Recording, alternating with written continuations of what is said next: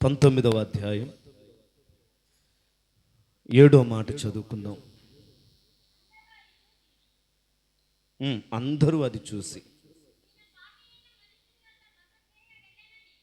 ఈయన పాపి అయిన మనుష్యుని యొద్ద బస చేయ వెళ్ళెనని చాలా సణుగుకునిరి. చాలు, దేవునికి మహిమ కలుగును గాక. హల్లెలూయా. అందరు చెప్తే బాగుంటుంది కదా.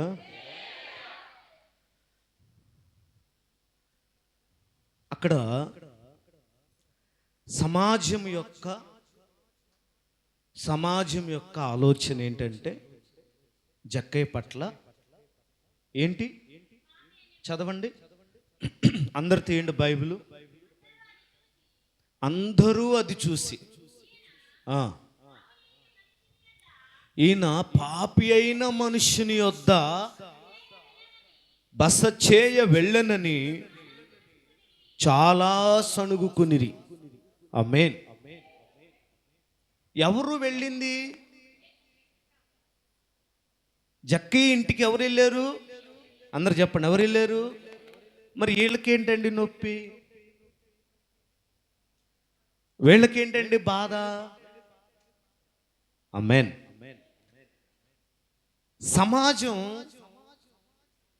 సమాజం లేదా నీ చుట్టూ నా చుట్టూ ఉన్న ప్రజలు,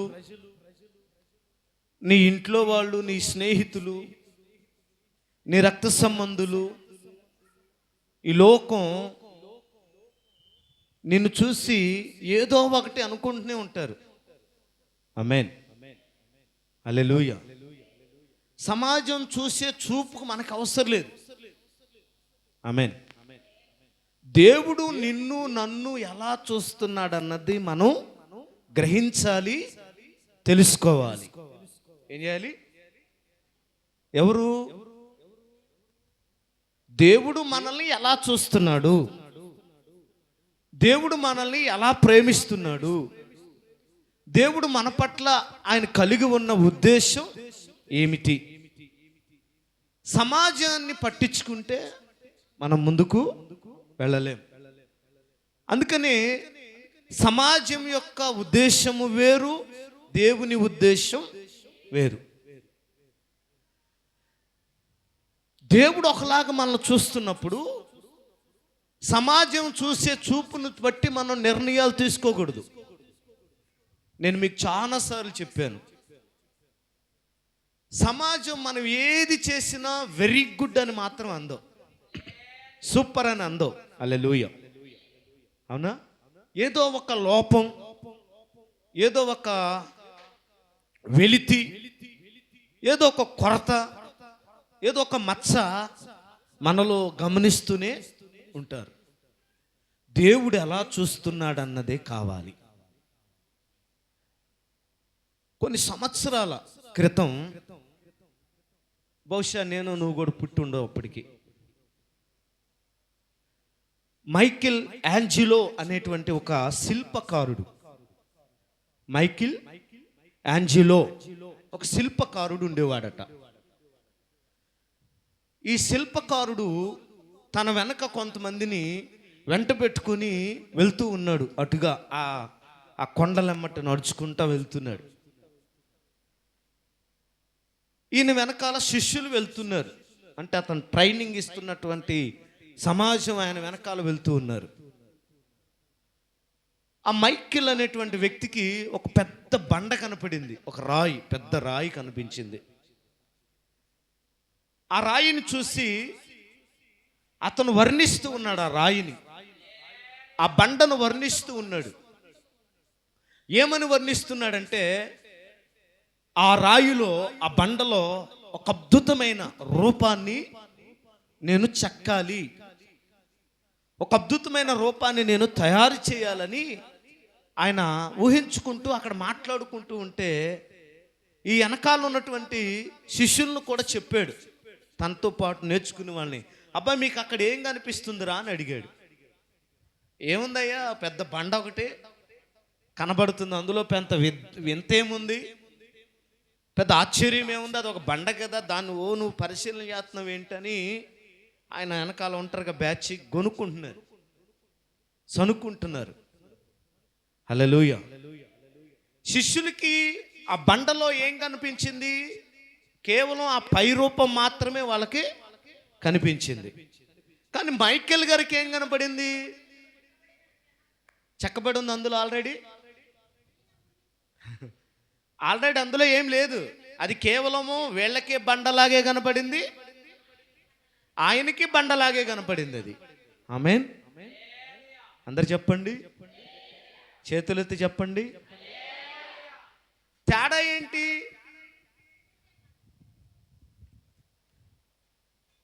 ఇది 250 స్పీకర్ బాక్స్.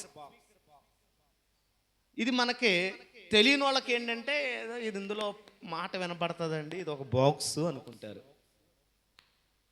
కానీ దీని లోపల ఏముంటాయో నేను చూస్తాను. దీని లోపల ఎన్ని పరికరాలు ఉన్నాయో నాకు మాత్రమే తెలుసు, మీకు ఇది మాత్రమే తెలుసు. దాని లోపల ఏముంది, ఎందుకు ఈ సౌండ్ వస్తుంది, ఎలా వస్తుంది, దీనిలో అడాప్టర్ ఉందా, దీంట్లో లోపల స్పీకర్ ఉందా, దీని లోపల మైక్ ఉందా, ఇవన్నీ ఎవరికి తెలుస్తుంది అంటే ఆ మెకానిక్, ఆ ఎలక్ట్రీషియన్ వర్కర్కి తెలుస్తుంది. ఆమేన్. మనందరికీ ఇది కేవలం బాక్సే, కానీ దీని గురించి తెలిసినటువంటి వ్యక్తికి, ఆమేన్. అయితే ఇదంతా ఒక చెక్కతో తయారు చేయబడింది.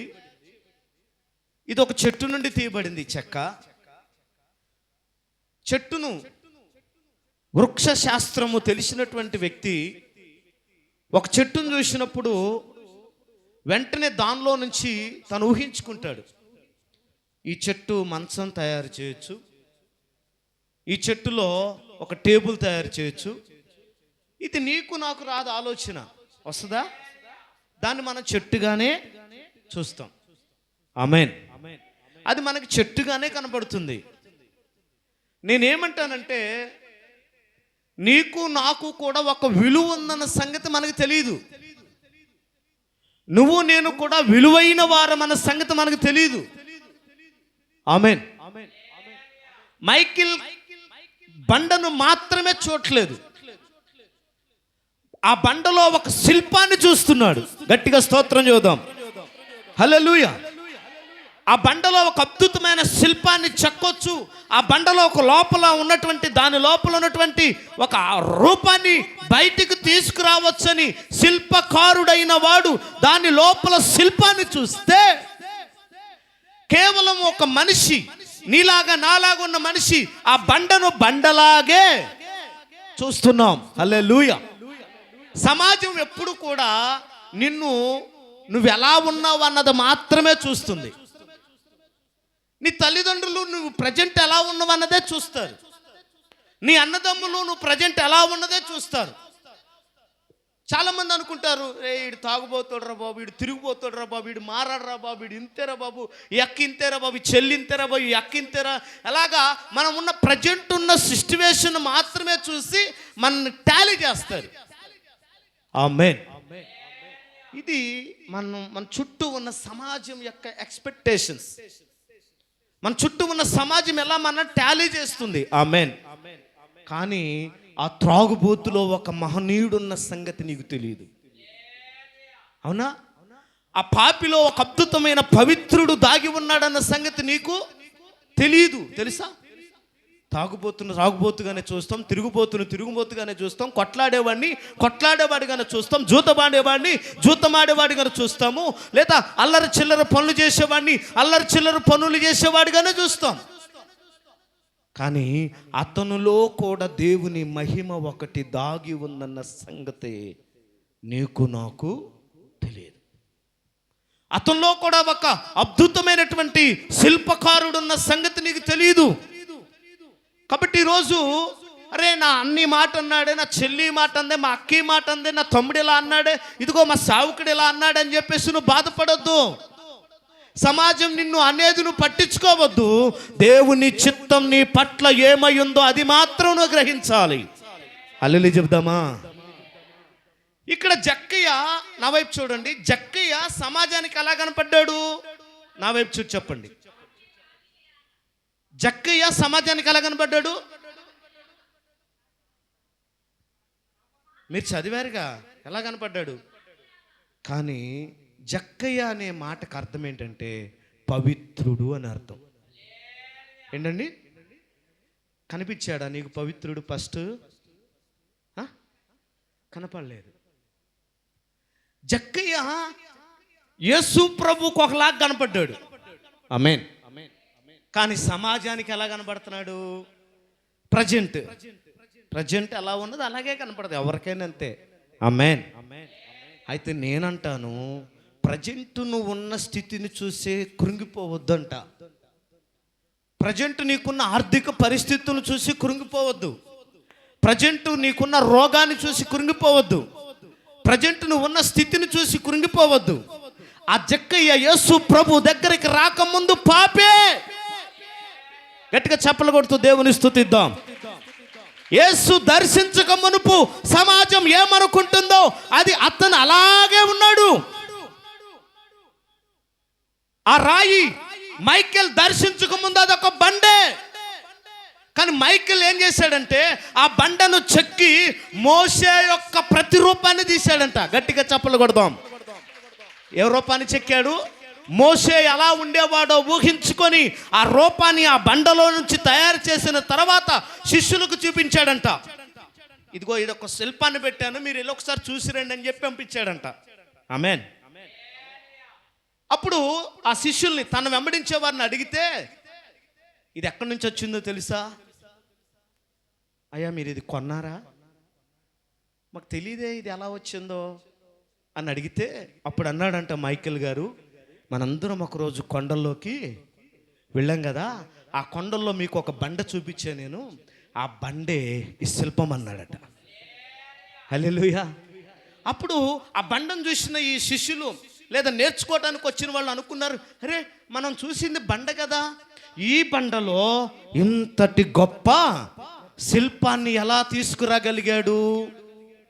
శిల్పకారికి తెలుసు, వృక్ష శాస్త్రం చదివిన వానికి తెలుసు, బైబిల్ చదివిన వానికి తెలుసు లోతైన మర్మాలు. హల్లెలూయా చెప్దామా? కాబట్టి సమాజం నిన్ను చూసే దృష్టిని బట్టి నువ్వు అడుగులు ముందుకెయ్యొద్దు. నీలో కూడా ఒక మహినీయుడు, నీలో కూడా ఒక పవిత్రుడు, నీలో కూడా దేవునికి ఉపయోగపడే ఒక పాత్ర, నీలో కూడా నువ్వు కూడా దేవుని కొరకై ఆ జీవితాన్ని అర్పించగలిగిన వాడు ఉన్నాడు అన్న సంగతి మనం గ్రహించాలి. హల్లెలూయా. యేసన్న గారు క్యాన్సర్ వ్యాధి ఉండేది తెలుసా మీకు? యేసన్న గారికి బాల్యం నుంచి జబ్బు ఉంది. నేను ఆయన సాక్ష్యాన్ని చాలాసార్లు విన్నాను. ఒకసారి సినిమా ఆ వీడియో ఒక మూవీలాగా తీశారు, పెట్టారు యూట్యూబ్లో, మీరు కూడా చూడండి ఎప్పుడైనా. భయంకరమైన వ్యాధితో చావు బ్రతుకుల మధ్య ఉన్నప్పుడు ఆ తల్లిదండ్రులు యేసన్న గారిని పట్టించుకోలేదు. దేవుని దగ్గరికి వచ్చిన తర్వాత కుటుంబం అంతా అతను వెలేసింది. మాకు దూరం అయిపోయినావు, మమ్మల్ని విడిచిపెట్టావు, నీ కర్మ నువ్వు అనుభవించరా బాబు అని చెప్పేసి యేసన్న గారిని కుటుంబీకులు వదిలేశారు. హల్లెలూయా. ఆయన ఒక సావుకుని పంచ చేరి వాక్యాన్ని విని కాలక్రమేణా పెరుగుతూ పెరుగుతూ పెరుగుతూ ఇప్పుడు ఎలా ఉన్నాడు? ఆయన చనిపోయాడు అనుకోండి. ఏం చేశాడు? యేసన్నలో తల్లిదండ్రులు చూసింది రోగమే, యేసన్నలో తల్లిదండ్రులను చూసింది చదువు రాని వాడినే, యేసన్నలో తల్లిదండ్రులు చూసింది పనికిరాని వాడు, అప్రయోజకుడు, వీడి రోడ్లు పట్టుకొని తిరిగేవాడినే చూశారు. కానీ యేసన్నలో, ఆయన పేరు ఫస్ట్ యేసన్న కాదు, అన్యుడైన విగ్రహారాధి. వాళ్ళ నాన్నగారి పేరు పోతురాజు, అలా నరసింహుల్నే చూశారు. కానీ యేసు ప్రభు నరసింహుల్లో ఎవరిని చూశాడంటే ప్రపంచాన్ని అంతటిని పాటల ద్వారా తడిపి ముద్ద చేయగలిగిన గొప్ప మహా ఆరాధికుణ్ణి దేవుడు చూశాడు. గట్టిగా చప్పట్లు కొడదామా?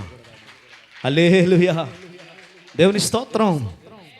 ఎస్, ఈనాడున్న ప్రతి సావుకుణ్ణి ఒకప్పుడు సమాజం తిరుగుబోతుగాను, తాగుబోతుగాను, వ్యభిచారిగాను, జోదగాడిగాను రకరకాలుగానే సమాజం చూసింది. కానీ ఆ మనిషిలో ఒక ఆరాధన నాయకుడు ఉన్నాడని, ఆ మనిషిలో దేవుని కొరకు ప్రాణాలు ఇవ్వగలిగిన వాడు ఉన్నాడని, ఆ మనిషి దేవుని కొరకు కొన్ని వేల లక్షల ఆత్మలను నడిపించగలిగిన సాధకుడు అతనులో ఉన్నాడన్న సంగతి చూసింది దేవుడు మాత్రమే. హల్లెలూయా చెప్దాం. ఈరోజు నువ్వు చులకనగా కనపడవచ్చు. ఈరోజు ఏమీ లేనివాడిగా, ఏమీ లేని వ్యక్తులుగా మనకు కనపడవచ్చు. ఈరోజు మనం చదువు లేకనో, సరైన ప్రవర్తన లేకనో, లేదా చిన్న చిన్న బలహీనతలోని అని ఇరుగు పొరుగు వాళ్ళు మన గురించి చాటింపులు వేయొచ్చు. కానీ దేవుని దృష్టి అది కాదు నీ పట్ల, దేవుని ఉద్దేశం అది కాదు నీ పట్ల. హల్లెలూయా.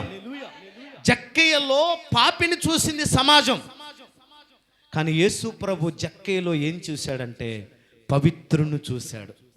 ఇక్కడ మనం గమనించాల్సింది ఏంటంటే, ఈయన పాపి అయిన మనుషుని ఎంట బస చేయ వెళ్ళుచున్నాడే. అంటే ఊర్లో అందరి దృష్టిలో అతన్ని మంచోడు అన్నట్లా. ఇక్కడ ఎవరు మంచోళ్ళు చెప్తారా? యేసుప్రభువుని నమ్ముకోకముందు, రక్షకుడిగా అంగీకరించక మునుపు, ఇవి నమ్ముకున్న తర్వాత కూడా మనం పవిత్రులుగా బ్రతకగలుగుతున్నామా? గుండెల మీద చేసుకొని నేను మంచోడిని, నా తల్లి మంచిది, నా అక్క మంచిది, నా చెల్లి మంచిది, లేదా నేను మంచోడిని అని గట్టిగా ఎవరైనా చెప్పగలరా? ఇక్కడ ఎవరు చెప్పలేమండి. ప్రతిరోజు ప్రతి క్షణం ఏదో ఒక విషయంలో మనం ఏమైపోతున్నాం?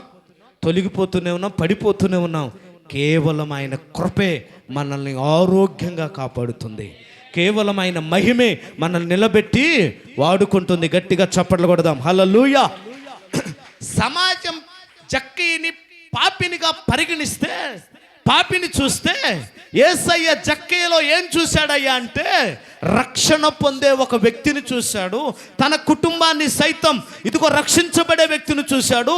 ఇంకొక మాట చెప్పనా, పేదవాళ్లకు సహాయం చేసే దాతను యేసయ్య చూశాడండి. హల్లెలూయా చెప్పండి. కాబట్టి సమాజం చూస్తున్నారు, సమాజం ఎలా అనుకుంటున్నారు, నా ఇంట్లో వాళ్ళు ఎలా అనుకుంటున్నారు, ఎప్పుడు మా నాన్న ఇంతే తిడతాడు, మా అన్న ఎప్పుడు ఇట్లా అంటాడు, మా అక్క ఎప్పుడు ఎలాగ మాట్లాడుద్ది, అయితే నా బ్రతికెందుకు ఎలా అయిపోయింది, నా జీవితం ఎందుకు ఎలా అయిపోయిందని నువ్వు అనుకోవద్దు. చెట్టు ఎక్కక ముందు జక్కయ్య వేరు, చెట్టు ఎక్కి దిగిన తర్వాత జక్కయ్య వేరు. యేసు ప్రభు దగ్గరికి రాకముందు నువ్వు వేరు, యేసయ్య దగ్గరకు వచ్చిన తర్వాత నువ్వు వేరు. అనగా చెట్టు ఎక్కక మునుపు జక్కయ్య చరిత్ర మరోలాగా చెప్పుకున్నారు. యేసయ్యను జక్కయ్య ఇంటికి చేర్చుకున్న తర్వాత మరొకలాగా రాయబడింది జక్కయ్య జీవితం. హల్లెలూయా, హల్లెలూయా. అంటే సమాజం మనల్ని ఏదో ఒక విధంగా మాట్లాడుతూనే ఉంటారు. వాళ్ళ మాటలు పట్టుకొని నువ్వు ఊగులాడుతూ ఉన్నావు అనుకో, నీ గమ్యానికి నువ్వు చేరలేవు. ఇందాక పిల్లలు ఇద్దరు పాట పాడారు, గమ్యం చేరాలని. హల్లెలూయా చెప్పండి. నీ గమ్యం, నీ గురి సిలువ మీదే ఉండాలి. నీ గమ్యం, నీ గురి యేసయ్య మీదే ఉండాలి. నీ పక్కన వాడు ఏ రోజు నిన్ను మంచోడు అని అనరు. నువ్వు కాస్త ముందు దాపిస్తే వెరీ గుడ్ రా నువ్వు మంచోడు అంటాడు. నువ్వు 10 రూపాయలు సాయం చేస్తే మంచోడు అంటారు. నువ్వు అడిగిన వెంటనే కూరిస్తే మంచిదాను అవుతావు, చక్కెరిస్తే మంచిదాను అవుతావు. ఒకసారి ఇవ్వలేదనుకో, ఒకసారి నువ్వు సాయం చేయలేదనుకో, ఒక రకమైన ఆలోచన ఉంటుందండి. నేను అంటాను, దేవుడు నిన్ను ఎలా చూస్తున్నాడన్నదే ముఖ్యం. హల్లెలూయా చెప్పండి. అయితే నిన్ను నీవు నిరుత్సాహపరచుకోకూడదు. ఏమవకూడదు? సమాజాన్ని బట్టొద్దు, కుటుంబీకులు కూడా నిన్నేం పొగడరు. భార్యని భర్త కూడా పొగడ్డండి. నాకు తెలిసి పొగుడుతాడా? భర్త భార్యని పొగుడుతుందా? పొగడదు. ఒక ఆయన అన్నాడు ఈ మధ్య యూట్యూబ్లో చూస్తూ ఉన్నప్పుడు, అది నాకు అది నవ్వు అనిపించింది. లే బంగారం, 5 అయింది లే బంగారం అనగానే టక్ టక్ టక్ లేచింది అక్క. లేచి వెంటనే జడముడేసుకుని టక్కగా వాష్రూమ్కి వెళ్ళొచ్చి ఆయన కూడా వాష్రూమ్కి వెళ్ళొచ్చే లోపు కాఫీ పెట్టుకొచ్చేసింది. హల్లెలూయా. చక్కగా కాఫీ పెట్టాడు. ఆ కాఫీ తాగుతా కూడా ఏమన్నాడు, బా స్వీటీ ఎంత బాగు పెట్టావు, ఎక్కడ నేర్చుకున్నావు అబ్బా నువ్వు, సూపర్ పెట్టావంది. అబ్బా ఎలా ఉందండి అక్కకే? అది బాగుండి చెప్పండి, బాగున్నాయి బాగోపోని, స్వీట్ సూపర్ ఉందరా టీ అన్నాడు. టక్ టక్ టక్ టిఫిన్ చేసేసింది. హల్లెలూయా. టిఫిన్ తింటా కూడా అబ్బా ఏం కలిపావు మసాలా, అదిరిపోయింది, ఉప్మా సూపర్ ఉంది, అబ్బా జీడిపప్పు మాత్రం అబ్బా భలే వేయించావన్నాడు. ఈయన డ్యూటీకి వెళ్ళొచ్చేలోపు మంచి భోజనం ప్రిపేర్ చేసింది. ఆ భోజనం తింటా కూడా ఎవరు నేర్పారు పప్పు? సూపర్ ఉంది అన్నాడు. అబ్బా హల్లెలూయా. ఇలా అనండ్రా బాబా, భలే చేసి పెడతారు వాళ్ళు. కొట్టండి చప్పట్లు గట్టిగా. నీ మొహంలాగా ఉంది అనమాకు.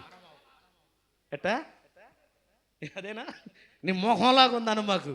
చెయ్యాలనున్నా పెట్టాలనున్నా పెట్టబుద్ధి కాదు. అందుకే ఫారినర్స్కి మనకున్న తేడా ఏంటంటే వాళ్ళ సంవత్సరం మనకులాగా జీవితాంతం చేయరులేండి ఒకరితోనే.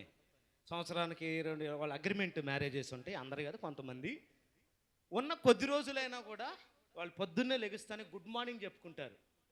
ఏ రోజని చెప్పారా? లే, ఇది మన భాష.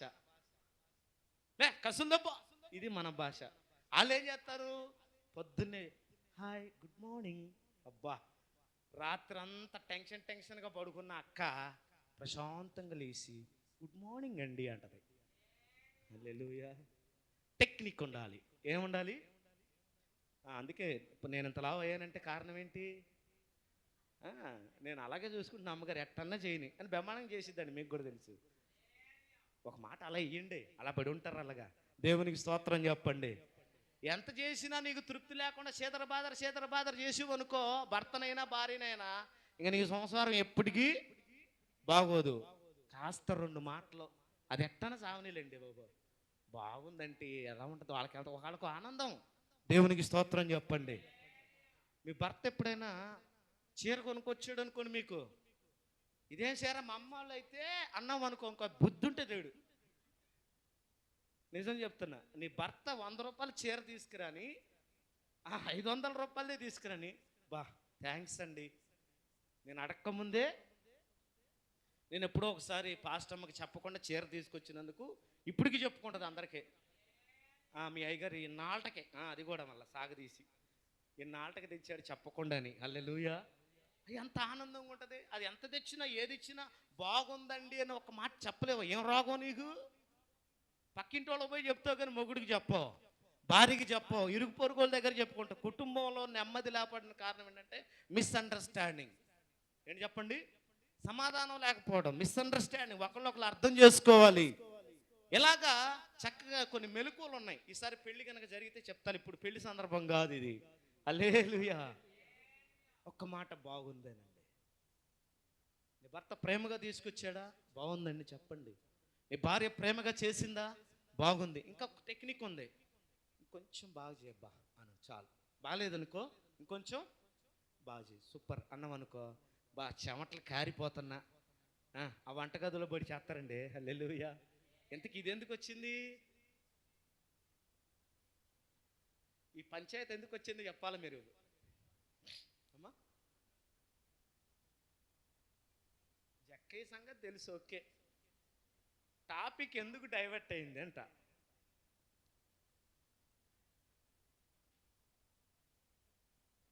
మనం మంచి చేసినా సమాజం మనల్ని ఏమి మెచ్చుకోదు అంట. హల్లెలూయా. కొన్నిసార్లు మంచి చేసినా సమాజం మెచ్చుకోదు.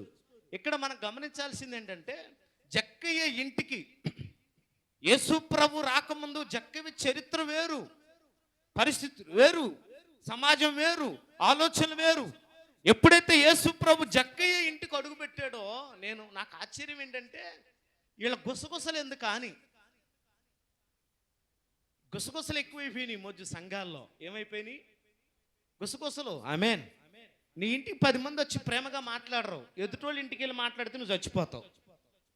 అవునా కదా? నీ ఇంటికి 10 మంది వచ్చి ప్రేమగా మాట్లాడుతున్నారంటే నువ్వు ఆ స్థానాన్ని సంపాదించుకున్నావు. మరి నీ ముఖం చూస్తే నీ ఇంటికి వెళ్ళి రారు. ఆమేన్. అది చూసి నువ్వు అసూయపడకూడదు. ఇక్కడ వీళ్ళు ఏంటంటే వాళ్ళ మైండ్ సెట్ ఏంటి? అతడు మంచివాడు కదా, అదే అతను మంచోడు కాదు, అతను పాపి. అతనింటికి ఎవరు వెళ్ళారు? యేసయ్య అతనింటికి వెళ్ళాడు. ఎందురో బాబు, అసలు నేను పొద్దుననంగా తిరుగుతున్న యేసయ్య వెనకాల పడి ఎప్పుడు వేయలే తెల్లబట్టలు.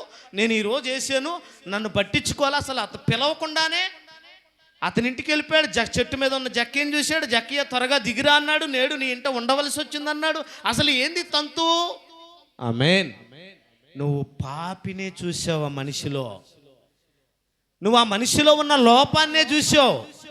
కానీ దేవుడు మనిషిలో ఉన్న లోపానికి మించిన మహిమను చూశాడు. హల్లెలూయా. అతడు కూడా ఒక మనిషి అన్న సంగతి గ్రహించాడు. అతనిలో కూడా మానవత్వం ఉందన్న సంగతి గ్రహించాడు. అతనిలో కూడా ఒక పవిత్రుడు దాగి ఉన్నాడన్న సంగతి దేవుడు గ్రహించాడు. హల్లెలూయా. ఎందుకంటే బంగారం, రోల్డ్ గోల్డ్, ఒరిజినల్ బంగారం ఒకేలాగా ఉంటుంది కొంచెం చూడకంగానే. కానీ అది ఏంది అలాగనేది ఎప్పుడు తెలుస్తుంది మనకి? దాని గురించి తెలిసిన వాడే దాని గురించి చెప్పగలుగుతాడు. హల్లెలూయా చెప్పండి.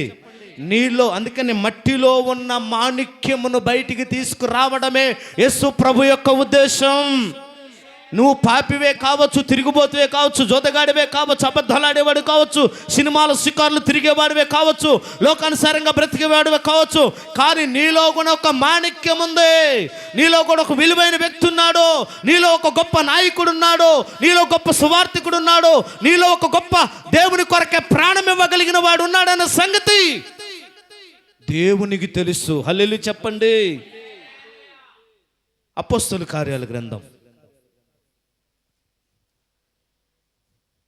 9వ అధ్యాయం 13 నుంచి చదివితే కొంచెం స్పష్టంగా గట్టిగా చదువమ్మా.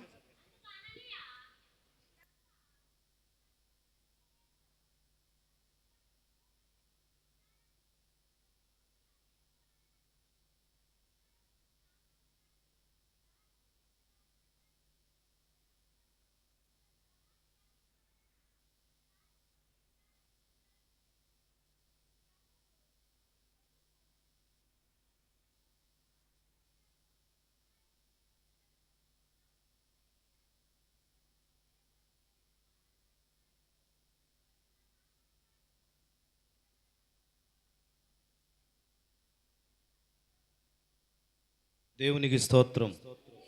అందరు చెప్పండి. ఎవరి గురించి ఈ మాట?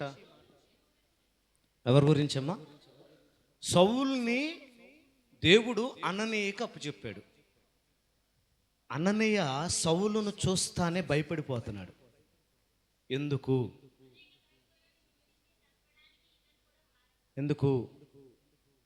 సౌలు మంచివాడు కాదండి, తెలుసు. క్రైస్తవులను చంపాడు, ప్రవక్తలను చంపాడు.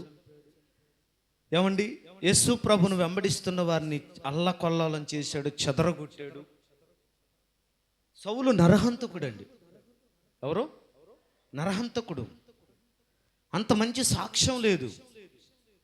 ఈ సౌలును తీసుకొచ్చి అననీయకు అప్పచెప్తున్నాడు. అననీయ అనుకున్నాడు, అప్పచెప్పక ఏంది నాయన ఈ నరహంతకుని తీసుకొని నాకు పెట్టి నా దగ్గర తీసుకొచ్చావు? సౌలు పేరెత్తుతేనే గజగజలాడింది ఒకప్పుడు క్రైస్తవ సమాజం. సౌలు అనగానే క్రైస్తవులు భయపడ్డారు, గుడారాల్లో దాక్కున్నారు, పారిపోయారు. ఆమేన్ చెప్పండి. సౌలులో అననీయ చూసింది ఎవరిని? నరహంతకుణ్ణి చూశాడు. సౌలులో సమాజం శత్రువును చూశారు, క్రైస్తవులను హతమార్చిన వాడిని చూశారు, క్రోధాన్ని చూశారు, భయంకరమైన విశ్వరూపాన్ని సమాజం చూస్తే సౌలులో దేవుడు ఎవరిని చూస్తున్నాడు అన్నదే కావాలి. ఆమేన్. దమస్కు మార్గముగా వెళుతూ ఉన్నాడు. దమస్కులో క్రైస్తవులు ఉన్నారని, క్రీస్తును ఆరాధిస్తున్నారని తెలుసుకొని సౌలు తన సైన్యమును వెంటబెట్టుకొని దమస్కులో ఉన్న క్రైస్తవులను అల్లకొల్లోలం చేయాలి, చెదరగొట్టాలి, చంపాలని వెళ్తూ ఉండగా ప్రభు దర్శించాడు ఆ రోజు సౌలుని. హల్లెలూయా. ప్రభు దర్శించినప్పుడు అతను కళ్ళు పోయినాయి, పొరలు కమ్మినాయి. అననీయ దగ్గర తీసుకెళ్ళి, అననీయ నువ్వు అతనికి ప్రార్థన చేయి. దేవునికి స్తోత్రం. నువ్వు అతనికి ప్రార్థన చేయి అంటే అప్పుడు అంటున్నాడు, అయ్యా అప్పచెప్పక నా దగ్గరికి ఎవరిని పంపించావు? కొంతమంది అంటారు, అబ్బా మందిరంలో ఎవరు అంత సరిగ్గా లేరండి. అసలు సరిగ్గా లేని వాళ్ళ కోసమే కదరా ఈ మందిరం. కొట్టండి చప్పట్లో. పరిశుద్ధుల కోసమే కాదు మందిరం, రోగుల కోసమే వైద్యుడు. బెతస్తా కోనేటి దగ్గర ఎవరు కూర్చున్నారు చెప్పాలి? రోగులా లేకపోతే ఎవరు? బాగున్నోళ్ళు ఎవరు లేరు అక్కడ. వ్యాధిగ్రస్తులకే బెతస్తా కోనేరు కావాలి, పాపములో పట్టబడిన వారికే మందిరం కావాలి. ఈ మందిరము వారిని కడుగుతుంది, ఈ మందిరం వారిని శుద్ధునిగా చేస్తుంది, ఈ మందిరంలో వారి బ్రతుకు రాతలు మార్చబడతాయి. దేవునికి స్తోత్రం చెప్పాలా? ఎక్కడున్నారండి పరిశుద్ధులు చెప్పండి నాకు. ఏ మందిరంలో ఉన్నారు చెప్పండి పరిశుద్ధులు? ఎక్కడ పరిశుద్ధులు లేరు. ఏ రోజుకు ఆ రోజు మనం మన హృదయాన్ని దేవుని ప్రార్థన ద్వారా కడుక్కోవాలి. అల్లి చెప్పండి. నీతిమంతుడు లేడు. ఎవరు చెప్పారు ఈ మాట? ప్రభువే చెప్తున్నాడు దేవుని వాక్యంలో. హల్లెలూయా చెప్తాం. మనుషులు నీకు నచ్చాలంతే. నువ్వు మందిరానికి రావాలంటే మనుషులు నీకు నచ్చాలి, పాస్టర్ నీకు నచ్చాలి, పాస్టమ్మ నీకు నచ్చాలి, ఏం మాట్లాడినా నోరు ఎత్తుకోకుండా ఉండాలి. అప్పుడే ఈ మందిరం నచ్చుద్ది నీకు. హల్లెలూయా.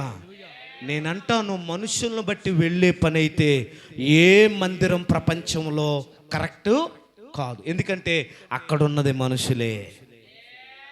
అక్కడ కూడా వాత వేయబడిన మనస్సాక్షి కలిగిన వారు ఉన్నారు. అక్కడ కూడా ఏమండి, నేను పులివెందలో చూపిస్తాను. బల్లలో చేయి వేసి అదే రోజు సాయంత్రం మందు తాగే వాళ్ళని చూపిస్తా నేను. లేరా? పగల ఆరాధన చూసి రాత్రి మిడ్-నైట్ షో సినిమాకి వెళ్ళే వాళ్ళని చూపిస్తా నేను.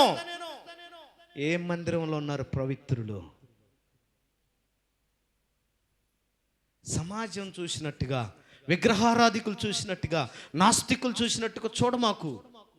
నీ దృష్టి మారాలి. ఏం మారాలి? నీ దృష్టి మారాలి, నీ ఆలోచన మారాలి. వాక్యం ఇక్కడ వింటున్నావు, దేవుని సన్నిధిలో ఉన్నావు, దేవుని సంఘంలో ఉన్నావు. నేను ఒకప్పుడు అలాంటి బ్రతికానని ఎందుకు అనుకోవు? నా జీవితం కూడా ఒకప్పుడు మంచిదేమీ కాదని ఎందుకు అనుకోవు? నా తల్లిదండ్రులు ఒకప్పుడు మంచి వాళ్ళు కాదు, నా కుటుంబం ఒకప్పుడు మంచిది కాదని ఎందుకు అనుకోవు? ఎదుటి వాళ్ళని చూస్తాగానే నేను ఒక పరిశుద్ధునని ఒక ఫీలింగ్ నీకు వద్దా? ఏ రోజుకు ఆ రోజు మనం ప్రతిరోజు ప్రభు పాదాల దగ్గర కడుక్కుంటే తప్ప రేపొద్దున మనం కళ్ళు తెరవలేని పరిస్థితి. నిజం చెప్తున్నా, వాక్యాన్ని బోధిస్తున్నా నువ్వైనా నేనైనా ఒక్కరోజు కూడా పర్ఫెక్ట్గా ఉండగలమా? ఉండలేం. దేవుడు తన కృపచేత మనల్ని ఏం చేస్తున్నాడు? నడిపిస్తున్నాడు. దావీదంతటోడే అంటాడు, నా పాపములు పోవునట్లు నన్ను బాగుగా చెప్పాలి కడుగుము, నా దోషములు పోవునట్లు నన్ను పవిత్రునిగా మార్చు. ఆ మాట రాసేటప్పటికి 100 కీర్తనలు రాశాడు. అప్పటికే, అవునా కదా? అప్పటికి రాజు అయిపోయాడు, రాజు అయ్యాడు, కీర్తన రాశాడు, దేవుని ఆరాధించాడు, సౌలును దెయ్యాలు వెళ్ళగొట్టాడు. మరి ఈ ప్రార్థన ఏంటి అంటే, రోజు మొత్తంలో ఏదో ఒక టైంలో, ఏదో ఒక క్షణంలో మనసులోనో క్రియాపూర్వకంగానో ఏం చేస్తున్నా మనిషి. అందుకే ప్రభు అంటాడు, ఇక నిన్నటికి నీ పాపములు నేను జ్ఞాపకము చేసుకోను అన్నాడు. హల్లెలూయా చెప్పండి. యేసయ్య రక్తంలో కడగబడిన తర్వాత, పరిశుద్ధులుగా మార్చబడిన తర్వాత దేవుడు మనకు పెట్టిన పేరు నీతిమంతుడు. ఎవరు మనం? నీతిమంతులు అండి. అందుకని మాటి మాటికి మనం సిలువ వేసేవారుగా ఉండకూడదండి. మాటి మాటికి దేవుణ్ణి బాధ పెట్టేవారుగా ఉండవద్దు. మాటి మాటికి తల్లిదండ్రులు బాధ పెట్టేవారుగా ఉండొద్దు. మాటి మాటికి కుటుంబానికి దుఃఖాన్ని కలిగించేవారుగా ఉండొద్దు. దేవునికి స్తోత్రం. సౌలుని సమాజం ఒకలాగా చూస్తే, ఈ సౌలు అననీయ దగ్గర తీసుకొచ్చినాక అననీయ ప్రార్థన చేశాడు. అడుగుతున్నాడు, ఏందయ్యా ఏం అప్పు చెప్పావంటే, అక్కడ దేవుడు సౌలు గురించి ఏం చెప్తున్నాడండి? ఇతడు నా నామము కొరకు అన్నాడు. 14 చూడండి. ఇశ్రాయేలీల ఎదుట ఏ నామం? నా నామమును భరించుటకు. కొట్టు గట్టిగా చప్పట్లో హల్లెలూయా. అప్పటికి పౌలుగా మారలా. నాకెళ్ళి చూడండి, ఈ వాక్యం చెప్పేటప్పటికి, వచనం రాసేటప్పటికి సౌలులాగే చెప్పండి ఉన్నాడు, కానీ మారలేదు అప్పటికి. కానీ దేవుడు ఏం చూస్తున్నాడు? సౌల్లో పౌలును చూస్తున్నాడు. ఇశ్రాయేలీల ఎదుట అని ఎందుకన్నాడు? ఇశ్రాయేలును భయపెట్టాడు, ఇశ్రాయేలును కలవరపెట్టాడు, ఇశ్రాయేలును తరిమాడు, ఇశ్రాయేలున్న ప్రవక్తలను హతమార్చాడు. అందుకంటాడు, ఇశ్రాయేలీల ఎదుట నా నామమును భరించుటకు సాధనము. హల్లెలూయా. గట్టిగా గట్టిగా చెప్దాం హల్లెలూయా. యేసయ్యా నీ ప్రత్యక్షతలో బయలు పడనే శాశ్వత కృప నాకై. యేసయ్యా నీ ప్రత్యక్షతలో బయలు పడనే శాశ్వత కృప నాకై. విడువదే నన్నెల్లప్పుడూ కృప విజయ పదమున నడిపించనే కృప. విడువదే విజయ పదమున నడిపించనే కృప. విస్తరించనే నిన్ను స్తుతించినప్పుడు నిన్న నేడు నిరంతరం. పాడు అందరూ కలిసి. చెరగని వాడవు గ్లోరీ నిన్న నేడు నా జ్ఞాపకాలలో. దేవునికి స్తోత్రం చేద్దామా? హల్లెలూయా చెప్పండి. సౌలుని చూడంగానే అన్నయ్య భయపడుతుంటే యేసయ్య అంటాడు, ఇతడు ఇశ్రాయేలీయుల ఎదుట నా నామమును భరించే సాధనం. ఆ తర్వాత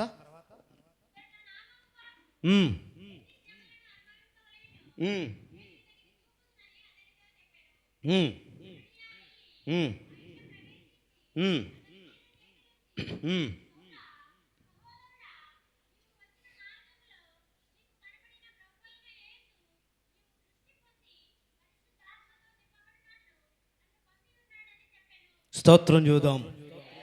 దేవుడి మాటలు చెప్పే వరకు అన్నయ్య సౌలు దగ్గరికి చెప్పండి వెళ్ళలేదు. నేనేమంటానంటే, మీకు వాక్యం అర్థమవుతుందా? నీకు పాటలు రావు, బైబిల్ రాదు, వాక్యం తెలియదు, నీకు అనవసరంగా మందిరానికి వెళ్తున్నావు, నీకు సరిగా లేదు, ఎది లేదు, అది రాదు, ఇది రాదని చాలామంది నిన్ను మాట్లాడతారు. నిన్ను సమాజం అంతే చూసింది. కానీ నీలో కూడా రేపున్న రానున్న సంవత్సరంలో నువ్వు ప్రార్థన చేసిన అద్భుతాలు జరిగే సంగతి దేవుడు చూస్తున్నాడు. నీ ప్రార్థన వల్ల నీ భర్త మారే సంగతి దేవుడు చూస్తున్నాడు. నీ ప్రార్థన వల్ల నీ భార్య మారుతుందన్న సంగతి దేవుడు చూస్తున్నాడు. ఇదిగో నువ్వు ఒక గొప్పగా పరిచర్య చేయబోతున్నావని దేవుడు చూస్తున్నాడు. అందుకని పౌలు రాస్తాడు, బ్రతుకుట క్రీస్తే, చావైతే నాకు లాభం. ఇది మనకు ఫస్ట్ కనపడదు. మన బాహ్య నేత్రాలతో చూస్తే ఏ మనిషిని మనం అర్థం చేసుకోం. అందుకనే మనం ఆత్మ సంబంధమైన నేత్రాలతో చూడాలి. ఈ రోజు కూడా బాహ్య నేత్రాలతో చూస్తే అంతా మనకి ఎలా కనపడుద్ది? మీకు అర్థం కావాలంటే పచ్చ కామెరులోడి కంట నిజమేనండి, నాకు తెలియక అడుగుతున్నా. రూతమ్మకు పచ్చ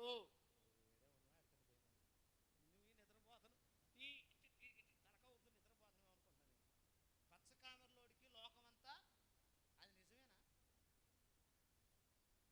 పెద్దది కాబట్టి ఓకే ఒప్పుకుంది, హల్లెలూయా. అలాగే మన సమాజం కూడా ఏం చేస్తుందంటే, నువ్వు ఎలాంటి జీవితాన్ని జీవించము ఎదుటి వాళ్ళు కూడా అలాగంటని అని అనుకోకూడదండి. హల్లెలూయా. అన్నయ్య భయపడిపోయాడు. ఎవరి దగ్గరికి వెళ్ళటానికి? సౌలు దగ్గరికి వెళ్ళటానికి భయపడితే దేవుడు మాట్లాడాడు, నువ్వేం భయపడద్దు, అతనులో ఉన్న గొర్రుకంతా చప్పట్లో సౌలులో ఉన్న గొర్రుకంతా ఏమైపోయింది? కోపం, ద్వేషం, ఆక్రోశం, చంపే తత్వం మొత్తం నేను తీసేశాను. సౌలు ఇప్పుడు ఎలా అయ్యాడంటే పౌలుగా మారాడు. హల్లెలూయా. పిల్లోడు తిట్టినా నోరెత్తడం. ఏంటి? పిల్లోడు తిట్టినా నోరెత్తడం. ఆమెన్ చెప్పండి. అంటే అదంతా దేవుడు ఏం చేశాడు? సరి చేశాడు. రేపొద్దున దేవుడు మనల్ని కూడా సరి చేయబోతున్నాడు. ఒక్కొక్కరిని మనలో ఉన్న డస్ట్ పెన్సిలన్నీ సరి చేయబోతున్నాడు దేవుడు. నీకున్న నిన్ను ఇబ్బంది పెడుతున్నా, నిన్ను కలవర పెడుతున్నా, నిన్ను బాధ పెడుతున్నా, నీ జీవితంలో నెమ్మది లేకుండా చేస్తున్నా ప్రతి గొర్రుకు నునుపుగా చేయబోతున్నాడు దేవుడు. హల్లెలూయా. నునుపైన రాయి గొలియాతును చంపటానికి సాధనమవుతుంది. మనము కూడా మృదువైన వారిగా దేవుడు ఏం చేయబోతున్నాడు? మార్చబోతున్నాడు. దేవుని సాధనమై ఉన్నాడు. హల్లెలూయా చెప్దామా? సమూయేలు మొదటి గ్రంథం ఇంకొక మాట చదివి నేను వాక్యాన్ని ముగిస్తాను. సమూయేలు మొదటి గ్రంథం 11వ అధ్యాయం 16వ అధ్యాయం 11వ వచనం. నీ కుమారులందరూ ఇక్కడ ఉన్నారా?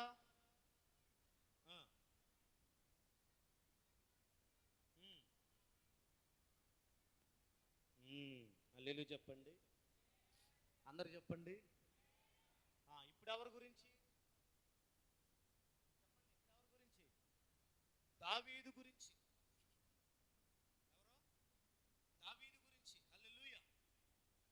సమూయేలు ప్రవక్తకి దేవుడు చెప్పాడు, యెషయా కుమారులలో ఒకరిని నీవు రాజుగా అభిషేకించాలి అని చెప్పేసి దేవుడు చెప్తే సమూయేలు ప్రవక్త యెషయా ఇంటికి వెళ్ళాడు. యెషయా ఇంటికి వెళ్తే యెషయా ఏం చేశాడు? ఇంటి దగ్గర ఉన్నటువంటి ఆ 7గురిని నిలబెట్టాడు. హల్లెలూయా చెప్పండి. సౌలు ఆ తైలం కొమ్ము తీసుకుని వెళ్ళి చూస్తే వాళ్ళ మీదికి సౌలుకి ఎటువంటి ప్రేరేపణ రావట్లేదు. ఎంతసేపు చూసినా వాళ్ళెవరు కూడా దేవుని యొక్క సేవకు పనికొచ్చేట్టుగా కనపడలేదు. దేవుని రాజ్యాన్ని పరిపాలించే వారిగా కనపడలేదు. ఇశ్రాయేలు పరిపాలించే వాళ్ళు ఎవరు కనపడలేదు. చాంచేపు చూశాడు, ఏమన్నా అనుకోని అని చెప్పి మళ్ళీ అడిగాడు యెషయా, అయ్యా వీళ్ళేనా నీ కుమారులు? వీళ్ళైనా నీ కుమారులు ఇంకెవరైనా ఉన్నారని అడిగితే ఏనాయన అన్నాడు, నాకెందుకో ఒక్కళ్ళ మీద కూడా ఆత్మ నడిపింపు కనబడాలి. హల్లెలూయా. నేనంటాను, సంఘంలో 100 మంది ఉండటం ముఖ్యం కాదు. దేవుని మహిమ మన మీద ఉందా లేదన్నదే ముఖ్యం. దేవుని కొరకు బ్రతుకుతున్నామా లేదన్నదే ముఖ్యం. దేవుని కొరకు జీవిస్తున్నామా లేదన్నదే ముఖ్యం. హల్లెలూయా. చూస్తే ఎవరి మీద ప్రేరేపణ రాలా. అప్పుడు అంటాడు, ఓహో ఇంకొకడు ఉన్నాడు, గొర్రెలు కాసుకునేవాడయ్యా బాబా, ఆడెక్కడ అరణ్యంలో అడవుల్లో ఉంటాడు పో. ఆయన వీళ్ళందరూ ఎత్తుగా బాగా నాజుగ్గా చక్కగా ఉన్నారుగా, వీళ్ళ మీద రాలేదు నీకు ఆత్మ? వీళ్ళెవ్వరిని దేవుడు కోరుకోలేదండి. చెప్పండి, సమాజం ఒక ఉద్యోగం ఇవ్వాలంటే ఎన్ని కాగితాలు అడుగుతారండి? అవునా? ఒక ఉద్యోగం కోసం ఎన్ని అడుగుతారు, ఎన్ని సర్టిఫికెట్లు అడుగుతారు. గవర్నమెంట్ మ్యారేజ్ లైసెన్స్ కోసం అని అప్లై చేస్తుంటే ఇంత కట్ అయింది, డబ్బులు కాదు, డిగ్రీలు ఇంత కట్ అయింది అప్లికేషన్లో. రేషన్ కార్డు, ఆధార్ కార్డు, ఏమండి థియాలజీ సర్టిఫికెట్, మరి ఎన్నో కావాలా. ఒక 26 అయినా కూడా ఇంకా కొద్దిగా కావాలంటున్నారు ఒక సర్టిఫికెట్ కోసమే. హల్లెలూయా. మరి దేవుని రాజ్యాన్ని, ప్రజలను పరిపాలించే నాయకుడు కావాలి. యెషయా ఏం చూశాడు? తండ్రి తన కుమారుల్లో కడసరివాడు అంటున్నాడు, గొర్రెలు కాసుకునేవాడు అంటున్నాడు. సౌలేమో దావీదులో ఏం కనుగొన్నాడు? బాలుని చూశాడు. అన్నలేమో దావీదులో వెర్రివాడిని చూశారు. అవునా? తండ్రి ఏమో గొర్రెల దొడ్లో ఉన్నట్టుగా చూశాడు. సౌలేమో బాలుని చూశారు. అన్నలేమో వెర్రివాడు అంటున్నారు. ఇశ్రాయేలు సమాజమేమో వీడికి యుద్ధం రాదు, వీడి వల్ల ఏమవుతుందని అనేవాడిని చూశారు. అదే వ్యక్తులు దావీదులో దేవుడు ఎవరిని చూస్తున్నాడు?